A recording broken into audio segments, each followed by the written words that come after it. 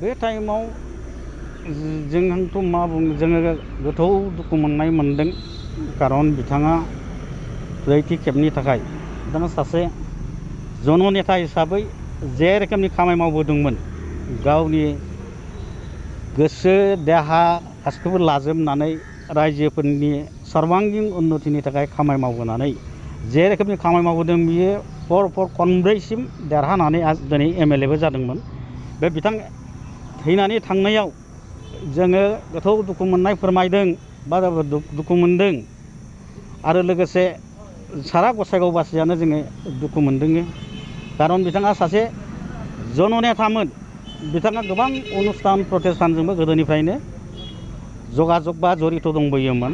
दा बिथांबादि सासे जननेता थैनायाव जोंहा गसाइगाव मुखमानि थाखाय मोनसे सुफुंनो हायै खहा आरो बियो जोंनि थाखाय। दा बिथांबादि नेताखौ जोङो गसाइगाव बायदि साब डिभिजनाव बा बर'फोरनि गेजेरावहाय जोङो मोनफिननांगौआ बा जोंनि थाखाय सुफुंनांगौआ गोब्राब आरो।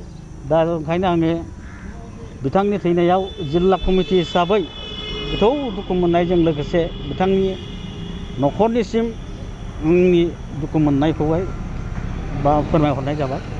बिथाङा जानायखौ बांद्राय गोसोआव गैया। बिथाङा प्रथमाव जेब्लानाखि जोङो जिल्ला कमिटियावहाय बिथांखौहाय जेनेरेल सेक्रेटारि हिसाबै लाबोदोंमोन। बिथाङा मथामबिल हाइ स्कुलनिनो माबामोन, गाहाय फोरोंगिरिमोन। बिथांखौहाय आं मिथिनो मोननायावहाय बिथाङा बेनि सिगांबो सराइबिल समबाय समितिनिबो हयथ' प्रेसिडेन्ट जादोंमोन आरो चेयारमेन आरो गोबां बिदिनो LWS निबो सोद्रोमामोन आं मिथिनायाव बिथाङा।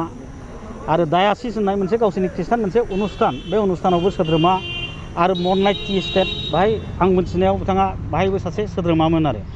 दा बिथाङा गोबां बे ससियेल जे अनुष्ठान, बे अनुष्ठानफोरजों लोब्बा लाखिनानै MLA हिसाबैयानो बिथाङा गोबां खामानि मावबोदोंमोन। आरो बिथाङा MLA हिसाबै बे गावनि समस्तिबासिनि गोसोखौ जय खालामनानै बिथाङा देरहानाय नैबे ब्रैथि खेबमोन आरो। दा बिथांबादि सासे नेता थैनायावहाय जोंहा गसाइगाव जिल्ला कमिटिया गोथौ दुखु मोननाय, बे दुखु मोननाया थाबाय आरो फोरमायबाय आरो। बे माने बिथाङा प्रथमावहाय कर'ना भाइरासावहाय आक्रान्त जादोंमोन। हयथ' बुंनो थाङोबा बिथांनि फेमिलियानो बयबो जादोंमोन, फिसाला गेदेर, बिहामजो आरो बिसियाबो। दा बिथांमोन जानायनि उनाव जोंना सारा बिधायक सार बा MLA सारा बिथां माजेन्द्र नार्जारियाबो गावबो बे कभिडआवहाय आक्रान्त जानानै बिथांखौ प्रथमावहाय क'क्राझार RNB सिभिल हस्पिटालावहाय एडमिसन खालामदोंमोन। बेनि उनावहाय बिथांखौहाय सानथाम क'क्राझार RN सिभिल हस्पिटालावहाय दोननानै बिथांखौ बारा इमप्रुभमेन्ट जायैयावहाय जोंनि MLA बा जोंनि आसाम एसेम्बलिनि बा आसामनि मन्थ्रिफोरजों जोङो गोबां जगाजग खालामलायनायनि गेजेराव जोङो गुवाहाटी मेडिकेल कलेजाव बेखौहाय VIP मोनसे रुमावहाय जोङो क'क्राझारनिफ्राय शिफ्ट खालामनानै गोबाव सम ICU आवहाय ट्रिटमेन्ट खालामदोंमोन आरो।